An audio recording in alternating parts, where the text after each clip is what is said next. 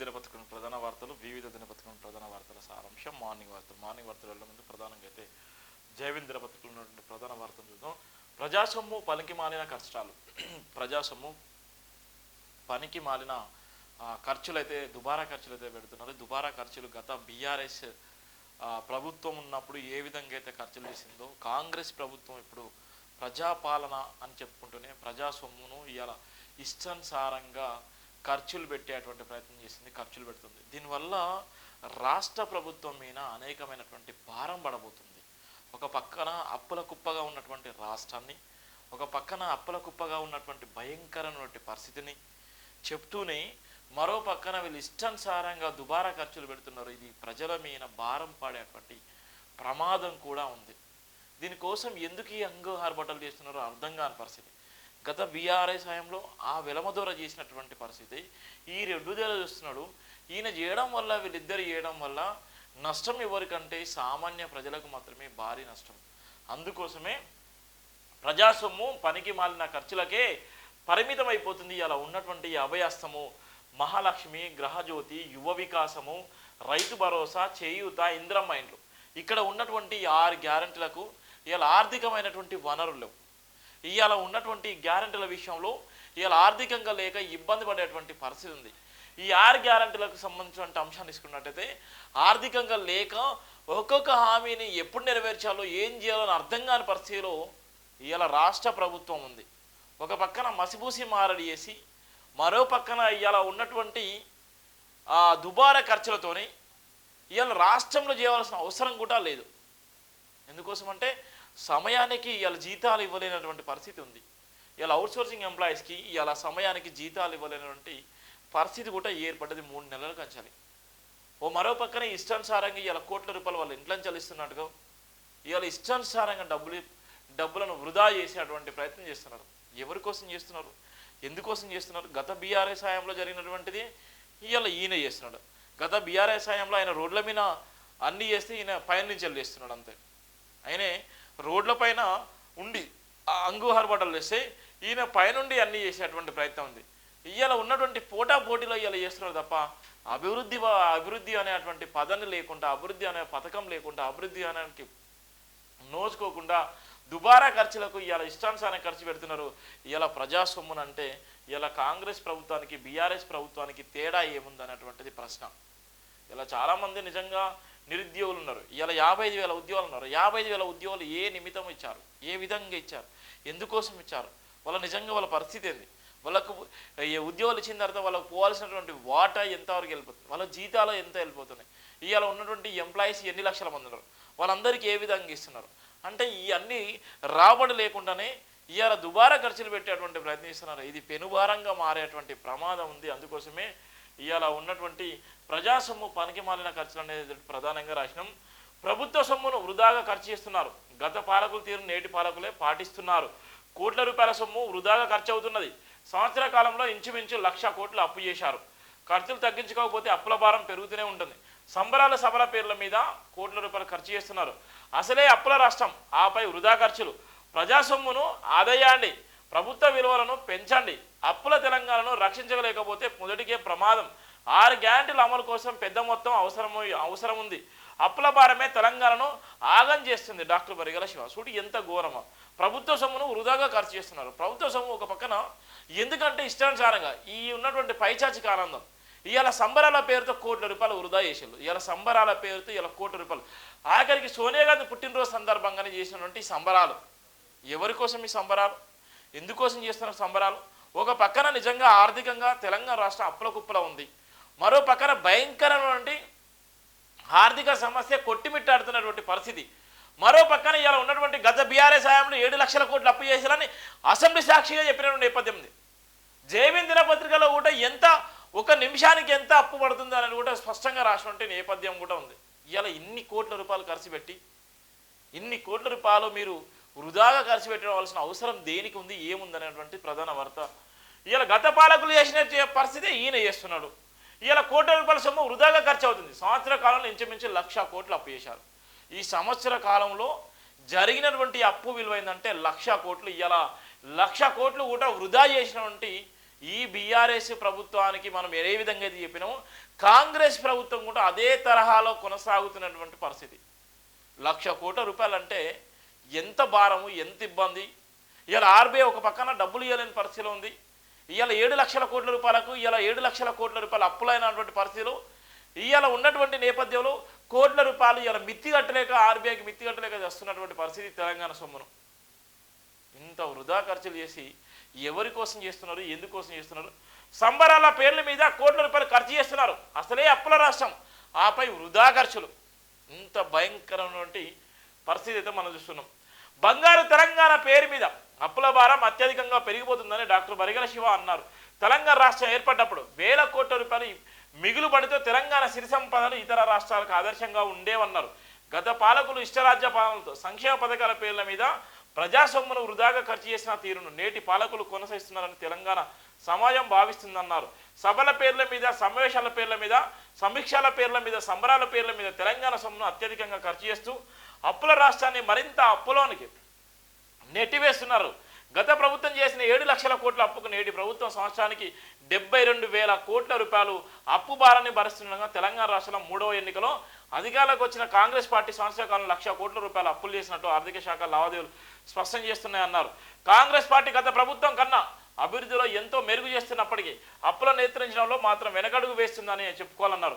పెట్టుబడులతో కాంగ్రెస్ ప్రభుత్వం ఆర్థిక భారాన్ని చేకూర్చుకున్నప్పటికే తెలంగాణ రాష్ట్ర వ్యాప్తంగా కొన్ని శాఖల సన్నకారు ఉద్యోగులకు 3 నెలల పాటు జీతభత్యాలు చెల్లించడం లేదని అవమానాలను భరించాల్సి వస్తుందన్నారు. ఇప్పటికే ప్రతిపక్షాలు ఒకవైపు గురుకులాల మీద, మరోవైపు 6 గ్యారంటీల అమలు మీద కాంగ్రెస్ ప్రభుత్వంపై కరలు మీరాలు దువ్వుతూ ప్రజాపాలన కాదు పలుకుబడి పాలన అంటూ ఆవేదన చేస్తుండగా ముఖ్యమంత్రి స్థాయి నుండి మంత్రుల, ఎమ్మెల్యేల వరకు తెలంగాణ ఆవిర్భావ వేడుకలను ఘనంగా నిర్వహించుకోవడంలో ప్రజాసొమ్మును వృధా చేస్తున్నారని తెలంగాణ ప్రజలు విమర్శిస్తున్నారన్నారు. అవసరాన్ని బట్టి సమస్యలు, సారూప్యతను బట్టి ప్రజాధనాన్ని ఖర్చు చేయాల్సి ఉండగా ప్రభుత్వాలు మారుతున్న పైసల ఖర్చు పద్ధతి మారకపోవడం తెలంగాణ రాష్ట్రంలో అప్పులు పెరిగిపోతున్నాయన్నారు. విద్యా వ్యవస్థకు కావాల్సిన 7,500 కోట్ల రూపాయలు విద్యార్థుల ఫీజుల బకాయిల నేటికి ప్రభుత్వం చెల్లించకపోవడం తెలంగాణ రాష్ట్ర విద్యా వ్యవస్థ నిర్లక్ష్యం చేస్తున్న విధంగా ఉందన్నారు. గత ప్రభుత్వంలో కొనసాగిన అవినీతిని ఇంచుమించు నేటి కాంగ్రెస్ ప్రభుత్వంలో కూడా కొనసాగుతుందని తెలంగాణ ప్రజలు భావిస్తున్నారు. కాంగ్రెస్ ప్రభుత్వం చేపడుతున్న అభివృద్ధితో పాటు ప్రభుత్వ వ్యయాన్ని ఆదా చేయాలని సూచించారు. కేంద్ర ప్రభుత్వం అంతంత మాత్రమే సాయంతో తెలంగాణ రాష్ట్రంలో అప్పులు తగ్గిపోలేవన్నారు. ఇలాగే అప్పులు చేసుకుంటూ పోతే ప్రభుత్వ శాఖలోని అన్ని వ్యవస్థలు పరిపాలన పరంగా తగ్గుముఖం పట్టే నిర్వీర్యమయ్యే ఆస్కారం ఉందన్నారు. ఉన్నత విద్యకు నిధులు కేటాయించడంలో తెలంగాణ కాంగ్రెస్ ప్రభుత్వం విఫలమైందన్నారు.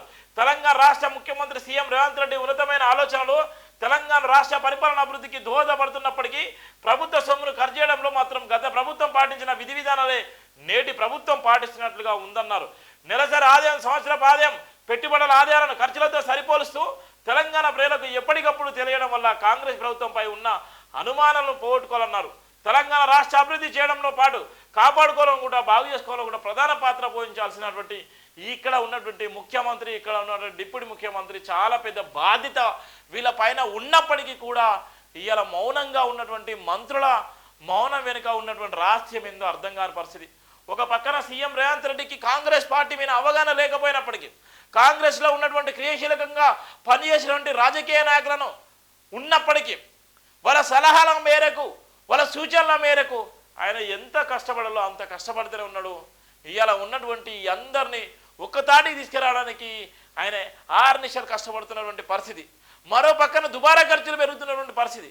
ఇప్పటికే సంవత్సర కాలంలో జరిగినటువంటి 1,00,000 కోట్లు అప్పు చేసి ఇవాళ ఉన్నటువంటి కాంగ్రెస్ ప్రభుత్వం ఇవాళ బీఆర్ఎస్ ప్రభుత్వం ఏ విధంగా ఉందో అదే విధంగా ఇవాళ కాంగ్రెస్ ప్రభుత్వం కూడా అదే తోవల పోతే ఇవాళ రాష్ట్ర ప్రజల మీద పెనుభారం పడబోతుంది. రాష్ట్ర ప్రజలు ఇవాళ ఆర్థికమైన ఇబ్బందులతో కొట్టిమిట్టేటువంటి పరిస్థితి ఉంటుంది. ఇవాళ రాష్ట్ర ప్రజలు చెప్పగానే ఇవాళ రాబోయే రోజుల్లో ఇంకా వేరే ప్రభుత్వం వచ్చినా, ఇంకా ఏ ప్రభుత్వం వచ్చినా కూడా పెనుభారంగా మారి ఆత్మహత్యలు చేసుకునే విధంగా ఇవాళ భయంకరమైన పరిస్థితులు రాబోతున్నాయి తెలంగాణ రాష్ట్రంలో. ఒక పక్కన 7 లక్షల కోట్ల అప్పులతోనే ఇలా 72,000 కోట్ల రూపాయలు మిత్తి కట్టలేక చేస్తున్నారు. నెలకి 72,000 కోట్ల రూపాయలు ఇలా మిత్తి కట్టలేక ఉన్నటువంటి పరిస్థితి. మరో పక్కన ఇలా దుబారా ఖర్చులు. ఇవాళ ఈ ఖర్చుల వల్ల రాష్ట్ర ప్రభుత్వం ఎంత భయంకరంగా అంటే అంత భయంకరంగా ఉండేటువంటి ప్రమాదం ఉంది. అందుకోసమే ప్రజాసొమ్ము పలికి మాలిన ఖర్చుల వల్ల ఇవాళ ఇబ్బంది పెట్టేటువంటి నేపథ్యం ఉంది. నేను ఇక్కడ చెప్తున్నా కదా, ఈ వార్తను చూసిన తర్వాత సీఎం గారు అతి త్వరలోనే దీని మీద ముఖ్యమంత్రి గారు ప్రెస్ మీట్ పెట్టి ఇక్కడ ఉన్నటువంటి మంత్రులు దీని మీద రివ్యూ చేసేటువంటి ప్రయత్నం జరుగుతుంది. జైవిన్ దినపత్రికలో వచ్చిన వార్తల మీద ముఖ్యమంత్రి గారు స్పందించేటువంటి పరిస్థితి ఉంటుంది. ఇవాళ ఈ సమాజం కోసం ఏర్పడేటువంటి టీవీ ఛానల్ జైవిన్ దినపత్రిక. జైవిన్ దినపత్రికలో వచ్చిన వార్తలు మాకు ఎవరికి గులాంగిరి చేయాల్సిన అవసరం లేదు. ఆత్మ అభిమానం ఉంటుంది తప్ప ఎవరికి గులాంగిరి చేయాల్సిన అవసరం లేదు. ఏదో మాకు యాడ్స్ ఇస్తున్నావు, లేకపోతే ఇవ్వకపోతున్నావు, లేకపోతే ఇంకేమన్నా ఇస్తున్నావు, ఇదని చేస్తున్నావు అన్నటువంటి పరిస్థితి ఉంటుంది. కానీ ఎవరు తప్పు చేసినా, ఎవరు ఏమున్నా ఇవాళ రాష్ట్ర ప్రజల వాళ్ళ ఆకాంక్షనే మా లక్ష్యము. ఇవాళ ఈ దేశ ప్రజల ఆకాంక్షనే జైభీం లక్ష్యము. ఇవాళ జైభీం అనే దినపత్రిక, జైభీం అనే టీవీ ఛానల్ సబ్బండ కులాల సబ్బండ వర్ణాలకు ఇవాళ గుండె చప్పుడుగా ఉన్నటువంటి నినాదం. కాబట్టి తప్పును తప్పు, ఒప్పును ఉప్పు అనేటువంటి చెప్పేటువంటి ఏకైక నినాదం జైభీం దినపత్రిక. తెలంగాణ అసెంబ్లీ సమావేశాలు 16వ తేదీకి వాయిదా. చూడు, ఒక్కరోజుకి ఇవాళ ఎన్ని ఖర్చులు చూడండి. ఒక్కరోజుకి ఇవాళ తెలంగాణ ఏదైతే చెప్పిల్లో 9వ తారీఖు చెప్పేటువంటి 9వ తారీఖు ఇవాళ తెలంగాణ రాష్ట్రాన్ని ఇచ్చినటువంటి సోనియా గాంధీ పుట్టినరోజు సందర్భంగా అసెంబ్లీ సమావేశాలు అయితే ఆ ఒక్కరోజు అయితే పెట్టడం జరిగింది. దానికి అయ్యే ఖర్చులు కూడా దుబారా ఖర్చులే. ఇవాళ ఉన్నటువంటి నేపథ్యంలో వాయిదా 16వ తారీఖు దాకా వాయిదా, అంటే సుమారుగా వారం రోజులు వాయిదా వేసిన నేపథ్యం ఉంది. ఎక్కడ కూడా ఆ విధంగా ఉండదు. ఒకరోజు జరిగిన తర్వాత 9 వారం రోజులు వాయిదా వేసిన తర్వాత ఎప్పటి వరకు ఉన్నటువంటి అక్కడ ఎంప్లాయీస్ కానీ అక్కడ ఉన్నటువంటి ఆ ఖర్చుల నిమిత్తం కానీ అన్నీ ఎవరు భరించాలి, ఎవరి మీద భారం పడుతుంది? తెలంగాణ శాసనసభ మండలి సమావేశాలు ఈ నెల 16వ తేదీకి వాయిదా పడ్డాయి. తెలంగాణ తల్లి విగ్రహావిష్కరణకు సంబంధించి సీఎం రేవంత్ రెడ్డి ప్రకటించారు. ఈ ప్రకటనపై సభ్యులు మాట్లాడిన తర్వాత సభను 16వ తేదీకి వాయిదా వేసిన స్పీకర్ గడ్డం ప్రసాద్ కుమార్ ప్రకటించారు. అయితే అసెంబ్లీ సమావేశాలకు హాజరయ్యేందుకు వచ్చిన బీఆర్ఎస్ ఎమ్మెల్సీలను పోలీసులు అడ్డుకున్న సంగతి తెలిసింది. బీఆర్ఎస్ నాయకులు పోలీసులు అరెస్ట్ చేశారు. దీంతో కాంగ్రెస్ ప్రభుత్వంపై బీఆర్ఎస్ నాయకులు నిప్పులు చెరిగారు. అక్రమ అరెస్టులపై మండిపడ్డారు. ఆదాని రేవంత్ దోస్తానంపై ప్రశ్నిస్తామని భయంతో తమను అడ్డుకుంటున్నారని, సభను రానివ్వడం లేని బీఆర్ఎస్ నేతలు కూడా పేర్కొన్నటువంటి నేపథ్యం ఉంది. ఇవాళ అభివృద్ధి వైపు వెళ్లాల్సినటువంటి ప్రభుత్వాలు ఇవాళ ఉన్నటువంటి వాళ్ళ స్వలాభం కోసం ఇవాళ ప్రజలను ఇబ్బంది పెట్టేటువంటి ప్రయత్నం చేస్తున్నారు. ప్రజలకు అర్థం కానటువంటి అనేకమైనటువంటి అంశాలు కూడా ఏం చేస్తున్నారో అర్థం కాని పరిస్థితి. ఢిల్లీకి మరోసారి వెళ్ళనున్న సీఎం. తెలంగాణ ముఖ్యమంత్రి రేవంత్ రెడ్డి మరోసారి ఢిల్లీకి వెళ్ళున్నారు. ఈ నెల 11 నుంచి 13 వరకు రాజస్థాన్, ఢిల్లీ రాష్ట్రాలు ఆయన పర్యటించన్నారు. ముందుగా ఈ నెల 11 రాజస్థాన్ రాష్ట్రం జైపూర్కు ముఖ్యమంత్రి వెళ్ళున్నారు. అక్కడ కొన్ని వ్యక్తిగత పనులు పూర్తి చేసుకున్న అనంతరం ఈ నెల 12, 13 తేదీల్లో ఢిల్లీ పెద్దలు రేవంత్ రెడ్డి కలవన్నారు. 2 రోజుల పాటు దేశ రాజధానిలో పర్యటించి రాష్ట్రానికి సంబంధించిన పలు అంశాలపై కేంద్ర మంత్రులతో చర్చించన్నారు. రాష్ట్రానికి రావాల్సిన నిధులు, అనుమతులపై కేంద్ర మంత్రులకు వినతులు ఇవ్వనున్నారు. కాగా తెలంగాణ రాష్ట్రంలో నామినేట్ పోస్టులు భర్తీ, క్యాబినెట్ విస్తరణ తదితర అంశాలపై కాంగ్రెస్ అధిష్టానంతో సీఎం రేవంత్ రెడ్డి మాట్లాడినారు. సీఎంతో పాటు మంత్రి సీతక్క, ఇతర మంత్రులు ఢిల్లీకి వెళ్లే అవకాశం ఉంది. కేబినెట్ విస్తరణపై పలువురు ఆశావాహులు ఇప్పటికే ఎదురుస్తున్నారు. ఈ అంశము కొన్ని నెలలుగా వాయిదా పడుతూ వస్తుంది. ఈసారైనా దీనిపై స్పష్టత వస్తుందో లేదో అని కాంగ్రెస్ వర్గాలు అంతర్గతంగా చర్చించుకుంటున్నారు. ఢిల్లీ వెళ్లనున్న నేపథ్యంలో ఉన్నటువంటి ఏదైతే తెలంగాణ రాష్ట్రానికి రావాల్సిన నిధులు ఉన్నాయో, తెలంగాణ రావాల్సిన నిధులతో పాటు ఇవాళ ఉన్నటువంటి కేబినెట్ విస్తరణ అనేటువంటి అంశం గత సంవత్సరం నుంచి కూడా జరుగుతున్నటువంటి నేపథ్యం. గత సంవత్సరం నుంచి క్యాబినెట్ విస్తరణ జరుగుతున్న నేపథ్యం. ఇప్పటికే ఆశావాల సంఖ్య కూడా పెరిగిపోయేటువంటి పరిస్థితి ఉంటుంది. ఒక పక్కన బుజ్జగింపులు, మరో పక్కన క్యాబినెట్ను విస్తరించాలనేటువంటి ఆలోచన, ఢిల్లీ నుంచి రావాల్సినటువంటి గ్రీన్ సిగ్నల్ రాకపోవడం, ఇంత భయంకరమైన పరిస్థితి ఉంది. దీనివల్ల ఇలా క్యాబినెట్ విస్తరణ ఎప్పుడు జరుగుతుంది, క్యాబినెట్ విస్తరణ జరిగితే ఎవరికి మంత్రి పదవులు వస్తాయి, ఏ సామాజిక కోణాలు వస్తాయి? ఇప్పటికే చాలామంది సామాజిక కోణంలో ఇలా ఉన్నటువంటి నేను మంత్రి అని చెప్పుకునేటువంటి ప్రమాదం ఉంది. ఒక పక్కన సామాజిక కోణంలో ప్రతి ఒక్కరు కూడా సామాజిక కోణంలో మంత్రి పదవులు ఇస్తే ఎంతవరకు నిజంగా సక్సెస్ అవుతుంది? గత బీఆర్ఎస్ హయాంలో మహిళలకు మంత్రి పదవి వెళ్ళినటువంటి నేపథ్యం ఉంటే అనేకమైన విమర్శలు వేసారు. మరి ఇక్కడ ఉన్నటువంటి 2 మహిళా మంత్రులు ఉన్నప్పటికీ కూడా సామాజిక కోణంలో ఇలా మంత్రి పదవులు లేనటువంటి పరిస్థితి ఉంది. ఇవాళ ఉన్నటువంటి ఎస్సీకి ఇవాళ ఉన్నటువంటి మంత్రి పదవి లేదు. ఇవాళ ఉన్న విద్యాశాఖకు మంత్రి పదవి లేదు. ఇవాళ ఉన్నటువంటి హోంశాఖకు మంత్రి పదవి లేదు. ఇవాళ ఉన్నటువంటి బీసీలకు సంబంధించినటువంటి మంత్రి పదవులు ఉన్నప్పుడు కూడా దాని శాఖలకు సంబంధించిన మంత్రి పదవులు లేనటువంటి పరిస్థితి ఉంది. ఇలా ఎక్కడేసిన గొంగడు అక్కడ ఉంది. ఆ మంత్రి పదవులు ఎప్పుడు ఇస్తారో, క్యాబినెట్ విస్తరణ ఎప్పుడు జరుగుతున్నటువంటి ఆశ కూడా ఇలా ఉన్నటువంటి నేపథ్యం ఉంది. నిధుల విషయంలో ఆర్థిక మంత్రిపై మరో మంత్రి వ్యాఖ్య. రాష్ట్ర ఆర్థిక శాఖ మంత్రి బట్టి విక్రమార్క అసెంబ్లీలో అందరి ముందు అడిగిన వాటన్నిటికి నిధులు ఇస్తానని చెప్తారని, కానీ ఫైలు పట్టుకొని వస్తే మాత్రం నిధులు లేవని అంటారని రహదారుల శాఖ మంత్రి కోమటిరెడ్డి వెంకటరెడ్డి వాపోయారు. శాసనసభలో సోమవారం ఉప ముఖ్యమంత్రి బట్టి విక్రమార్కను ఆయన చాంబర్లో కోమటిరెడ్డి వెంకటరెడ్డి కలుసుకున్నారు.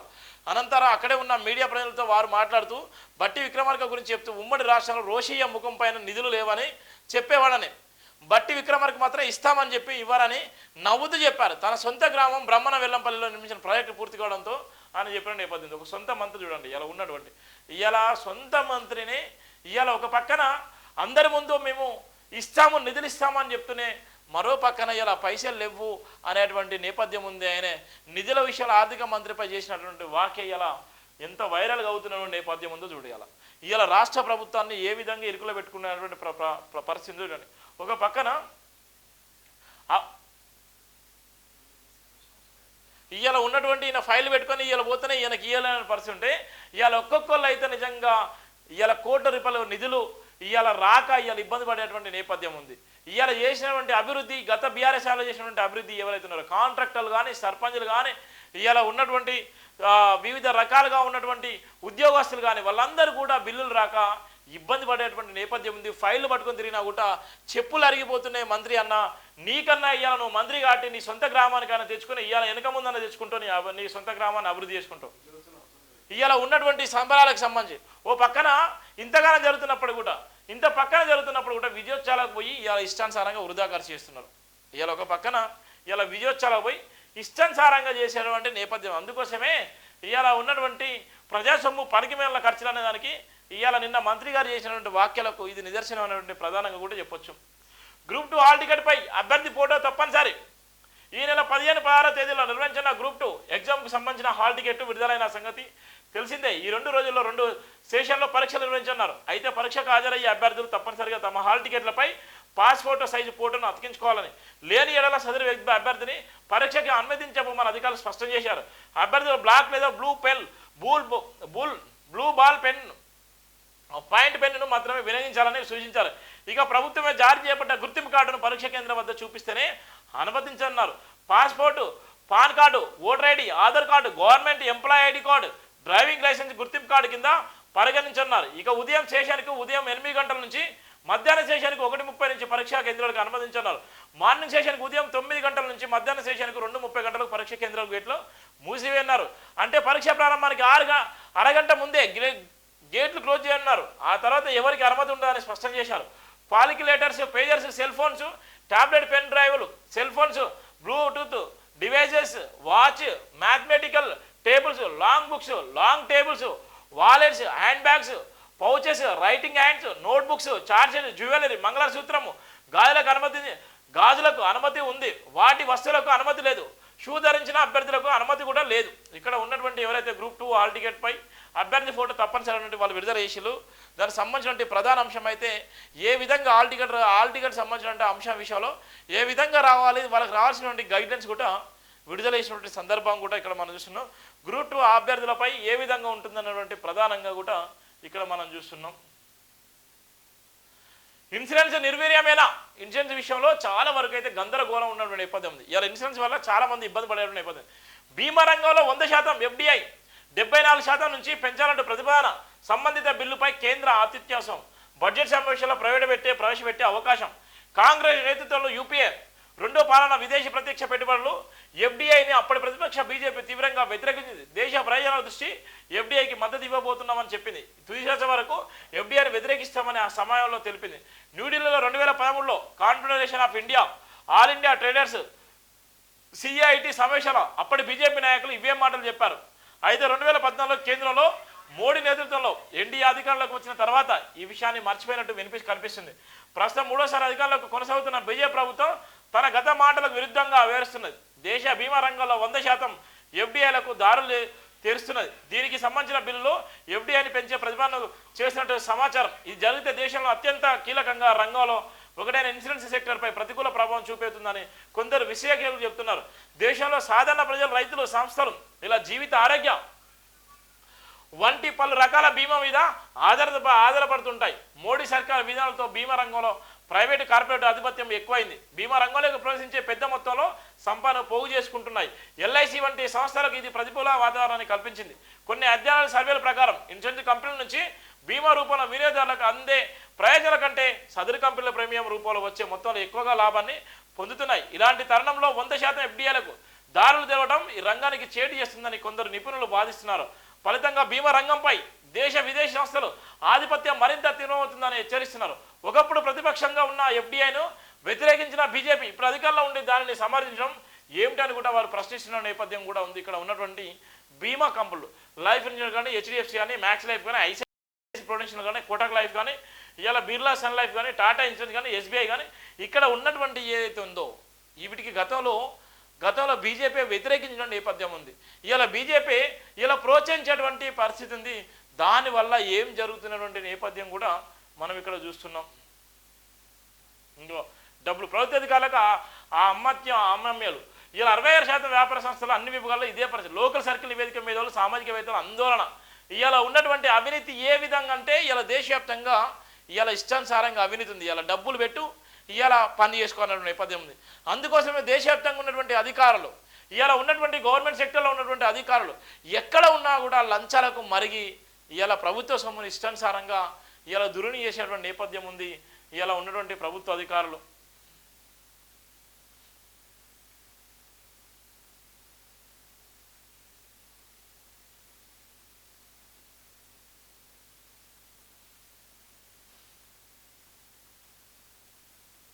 మరో వివాదం. నా కొడుకు కోడలతో ప్రాణహాని మంచు మనోజ్ మౌనికపై రాచకొండ సిపికి సినీ నటుడు మోహన్ బాబు ఫిర్యాదు. నాపై 10 మంది గుర్తులేని వ్యక్తులు దాడి చేశారు. నా భార్య పిల్లలకు ప్రాణహాని ఉంది. పైడిశారి పిఎస్లో మనోజ్ ఫిర్యాదు. ఇక చూడు ఎటుపోయిందో. ఒక పక్కన రాజకీయంగా ఒక ఎదిగినటువంటి నేపథ్యం, మరో పక్కన ఆయన స్కూళ్ళు పెట్టి ఆర్థికంగా ఎదిగిన నేపథ్యం. ఇవాళ ఉన్న నేపథ్యంలో తండ్రి కొడుకుల వల్ల ఇవాళ ఉన్నటువంటి ఒకరి మీద ఒకరు ఫిర్యాదు చేసుకునే నేపథ్యం ఉంది. సినీ ఇండస్ట్రీలో ఆస్తుల పంపకాల్లో ఇష్టానుసారంగా ఫిర్యాదు చేసుకునే నేపథ్యం ఉంది.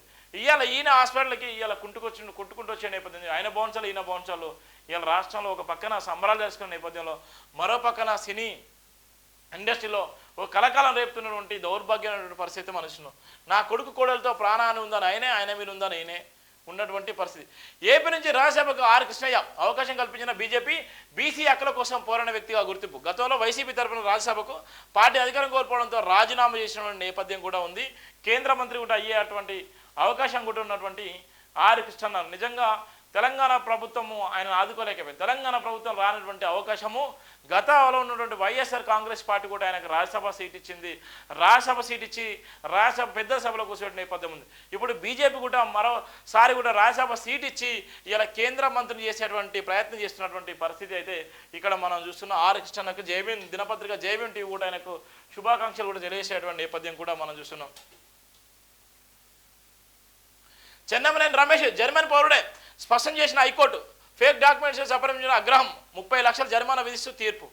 వేములవాడ మాజీ ఎమ్మెల్యే చెన్నమనేని రమేష్ జర్మనీ పౌరుడేనని హైకోర్టు స్పష్టం చేసింది. ప్రభుత్వం ఇప్పుడు ఆది శ్రీనివాస్ దాఖలు చేసిన పిటిషన్పై నిన్న తీర్పును వెలువరించింది. జర్మనీ పాస్పోర్ట్ పైన ఆయన ప్రయాణాలు సాగిస్తున్నారని క్లారిటీ రావడంతో ఫేక్ డాక్యుమెంట్స్ సమర్పించిన న్యాయస్థానాన్ని తప్పుదో పట్టించినందుకు ఆగ్రహం వ్యక్తం చేసి చిన్నమనేనికి ₹30 లక్షల జరిమానా విధించిన నేపథ్యం కూడా ఉంది. ఇలా ఉన్నటువంటి వేములవాడ ఎమ్మెల్యేగా ఉన్న నేపథ్యంలో వేములవాడ ఎమ్మెల్యేగా చెన్నమనేని పౌరసత్వం కూడా చెల్లదని గతంలో పిటిషన్ వేసినటువంటి ఇప్పుడున్నటువంటి ఆది శ్రీనివాస్ ఎమ్మెల్యేగా ఆయన వేసినటువంటి పిటిషన్కు ఇలా హైకోర్టు కూడా సమానం చెప్పి ఆయన జర్మనీ పౌరుడే, ఈయన ఇండియాకు సంబంధించిన పౌరుడుగా అని కూడా ఆయనను వ్యతిరేకించిన నేపథ్యం కూడా మనం చూస్తున్నాం.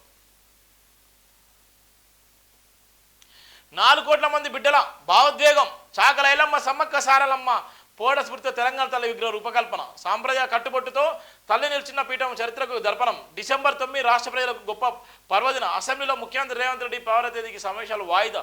11, 12వ తేదీలో ఎమ్మెల్యేలకు ఓరియంటేషన్ ప్రోగ్రాం. సభ్యులు ఎవరు నోరు జారదు, ఉందాగా వ్యవహరించాలి. సభకు రాకపోతే ఎమ్మెల్యేలు విఫలం. సిఎల్పి మీటింగ్లో రేవంత్ ఇది విగ్రహం కాదు ఆత్మగౌరవ ప్రతీక.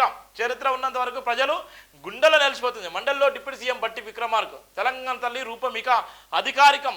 జీవో విడుదల చేసిన సీఎస్ శాంతికుమారి. అవమాన పరిస్థితికి కఠిన చర్యలు. ఏటా డిసెంబర్ 9 తెలంగాణ తల్లి అవతరణ దినోత్సవం. ఇక్కడ ఉన్నటువంటి ఎవరి తల్లి ఏమైపోయింది, ఎవరి తల్లి ఎక్కడ పోయింది అన్నటువంటి పరిస్థితి అయితే మనం చూస్తున్నాం. ఇక్కడ తెలంగాణ తల్లి అంటే భావన మాత్రమే కానీ 4 కోట్ల మంది బిడ్డల భావోద్వేగం అని సీఎం రేవంత్ రెడ్డి స్పష్టం చేశారు. సోమవారం ప్రారంభమైన అసెంబ్లీ సమావేశాల సీఎం రేవంత్ రెడ్డి 3 తెలంగాణ తల్లి విగ్రహంపై ప్రకటన చేశారు. భూ ప్రపంచంలో ఏ జాతికైనా గుర్తింపు ఆ జాతిని అస్తిత్వమే అని తెలిపారు. అస్తిత్వానికి మూలం సంస్కృతి ప్రతిరూపం తల్లి అని వివరించారు. స్వరాష్ట్ర పోరాట ప్రస్థానంలో సకల జనులను సబ్బండ వరణ ఐక్యం చేసి నడిపించిన శక్తి స్వరూపాన్ని తెలంగాణ తల్లి అని ఆయన కొనియాడారు. తెలంగాణ ప్రజల ఆకాంక్ష నెరవేర్చిన సోనియా గాంధీకి అసెంబ్లీ వేదికగా జన్మదిన శుభాకాంక్షలు తెలపడం, రాష్ట్ర ప్రజల కృతజ్ఞతని తెలిపారు. తెలంగాణ తల్లిని రూపొందించడంలో వర్ణాలకు ప్రత్యేకత ఉన్నదని వివరించారు. చాకల ఐలమ్మ, సమ్మక్క సారక్క ఫోటో స్ఫూర్తితో ఎంతో ఉందాగా కూడిన ఆహారిత్యంతో మన తెలంగాణ తల్లి రూపాన్ని రూపొందించామని సీఎం తెలిపిన నేపథ్యం కూడా మనం చూస్తున్నాం. ఆదాని రేవంత్ బాయ్ ఇద్దరి ఫోటోల టీషర్ట్తో అసెంబ్లీకి వెళ్లేందుకు బీఆర్ఎస్ నేతలు యత్నం. పబ్లిక్ గార్డెన్ వద్ద అడ్డుకున్న పోలీసులు అరెస్ట్ చేసి భవన్కు తరలింపు. ఆదానితో రేవంత్ చీకటి ఒప్పందం. మీ కామెంట్ని ప్రశ్నిస్తే తప్పేంటి? తప్పు చేశావు కాబట్టి భయపడుతున్నావు హరీష్ రావు.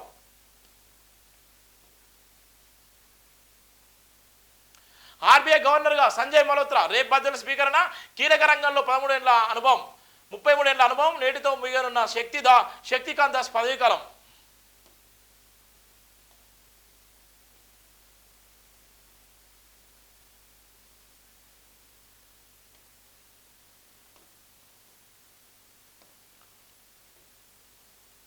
అందశ్రీ గంగాధర్ రమణారెడ్డికి సన్మానం. తెలంగాణ రాష్ట్ర గీత రచయిత అందశ్రీ తెలంగాణ తల్లి విగ్రహ రూపకర్త జేఎన్టీయూ ఫైనాన్స్ సినీ వీసీ గంగాధర్ తెలంగాణ తల్లి విగ్రహ శిల్పి రమణారెడ్డిని తెలంగాణ తల్లి విగ్రహావిష్కరణ వేదికపై సీఎం రేవంత్ రెడ్డి సన్మానించారు. తెలంగాణ కవులు కళాకారులు సముచిత స్థానం ఇస్తామని చెప్పారు. కృష్ణా గోదావరి నదుల హైదరాబాద్లో ప్రవేశిస్తే ఎట్లా ఉంటుందో నలుమూలల నుంచి ఆడబిడ్డలు తెలంగాణ తల్లి విగ్రహావిష్కరణ పాల్గొనడం చూస్తుంటే అంత అద్భుతంగా ఉందని, ఈ ఘట్టం చరిత్రలో శాశ్వతంగా నిలిచిపోతుందని కూడా ఆయన పేర్కొన్న నేపథ్యం ఉంటుంది. ఇక్కడ అందశ్రీని కూడా సన్మానించిన నేపథ్యం ఉంది.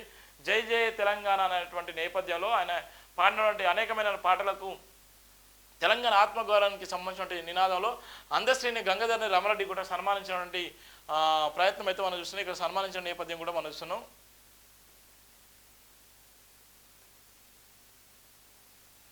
అసెంబ్లీకి మళ్ళీ కేసీఆర్ డుమ్మా. ఫామ్ హౌస్కే పరిమితమైన ప్రతిపక్ష నేత. పార్టీ నేతలు దిశానిర్దేశాల వరకే సరి. సెక్రటరీలో తెలంగాణ తల్లి విగ్రహావిష్కరణకు దూరం.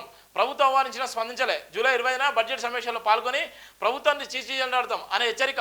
అంతకుముందు ఆ తర్వాత అసెంబ్లీలో కనిపించని బీఆర్ఎస్ చీఫ్.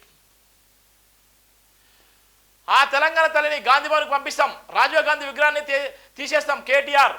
ఇక్కడ వివాదం ఏదైతే ప్రభుత్వం ఉందో ఇలా ఎట్లా ఘోరం ఉందో చూద్దాం. ఇలా తెలంగాణ తల్లిని గాంధీ భవన్కి పంపిస్తాం, రాజీవ్ గాంధీ విగ్రహాన్ని కూడా తీసేస్తాం కేటీఆర్. మన తెలంగాణ తల్లి బీదగా ఉండాలన్న ప్రశ్న. కిరీటం ఉన్న తెలంగాణ తల్లి ఫోటోను డీపీలుగా పెట్టుకోవాలని పాలాభిషేకాలు చేయాలని పిలుపు. దుండిగల్లో తెలంగాణ తల్లి విగ్రహావిష్కరణ చేసిన నేపథ్యం ఉంటుంది. ఇలా ఉన్నటువంటి ఈ ప్రభుత్వం పోతే మళ్ళీ బీఆర్ఎస్ ప్రభుత్వం వస్తే అక్కడ ఉన్నటువంటి విగ్రహాలు అయితే వివాదం అవుతాయి. అక్కడ ఉన్నటువంటి విగ్రహాన్ని తీసేసి మళ్ళీ కొత్త విగ్రహం పెట్టేటువంటి పరిస్థితి ఉంది. అదే విగ్రహం రాజీవ్ గాంధీ ఏదైతే విగ్రహం ఉందో ఆ విగ్రహాన్ని కూడా గాంధీ భవన్కి తరలించేటువంటి పరిస్థితి ఉందని కేటీఆర్ కూడా చెప్తున్న నేపథ్యం. మరి దీని మీద ఇవాళ ఉన్నటువంటి అధికార పార్టీ ఏ విధంగా స్పందిస్తుందో అర్థం కాదు.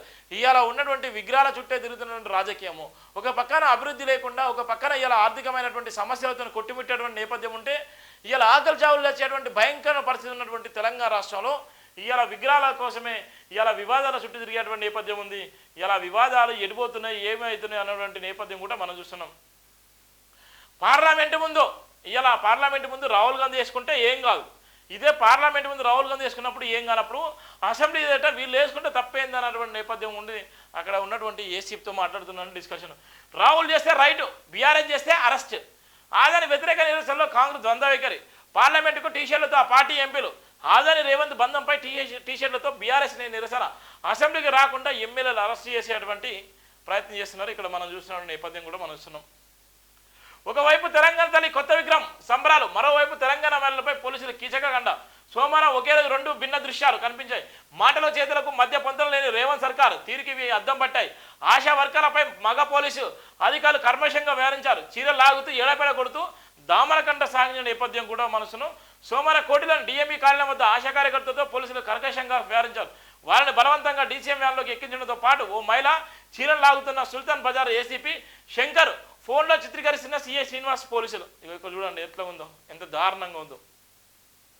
ఇక్కడ ఒక పక్కన లాగుతున్న ఇష్టానుసారంగా కొడుతున్నటువంటి నేపథ్యం కూడా మనసు. చీరలు లాగుతున్నారు, ఎటుపోతుంది చూడు ఏం చేస్తుంది. మరో పక్కన 1 కోటి మంది మహిళలను కోటీశ్వరం చేయాలన్నటువంటి కాంగ్రెస్ పాలన. ఇలా 1 కోటి మంది మహిళలను కోటిఫ్యం చేయాలన్నటువంటి సంకల్పతని ఇందిరా మహిళా శక్తి అనేకమైనటువంటి శక్తులు పెడుతున్నారు. మరి ఇక్కడ వీళ్ళు ఏం చేసినా ఆయన మోసం చేసిలా? వాళ్ళు ఉన్నటువంటి డిమాండ్ను ఏదైతే మేనిఫెస్టోలో పెట్టినటువంటి అంశం ఉందో దానికోసం వాళ్ళు ప్రశ్నిస్తున్నారు. దాని విషయాలు ఇక్కడ ఉన్నటువంటి పోలీసు అధికారులే చీరను లాగుతున్నారు. ఇక్కడ చీరను లాగుతున్నటువంటి పరిస్థితి అయితే మనం చూస్తున్నాం. ఇక్కడ చీరను లాగేటువంటి చీరను లాగుతున్నారు. ఇంత దారుణం ఏంది? తెలంగాణ తల్లులపై కీచకపరమ ఆశా కార్యకర్తలపై పోలీసులు దౌర్జన్యం. మహిళలు చీరలు లాగి పిడిగుద్దుల వర్షం. ఏసీపీ శంకర్ ఎస్ఎస్ యూనివర్సిటీ కర్కాశం. ఒకరి చెయ్యి మరొకరు చెరలాగిన వైనం. స్పృహ తప్పి పడిన వదలని అవమానుషం. వ్యాన్లోకి ఎత్తిపడేసిన మగ పోలీసులు. అధికారులు రాగానే ఆశా కార్యకర్తల వేతనం 18,000 చేస్తామని కాంగ్రెస్ హామీ.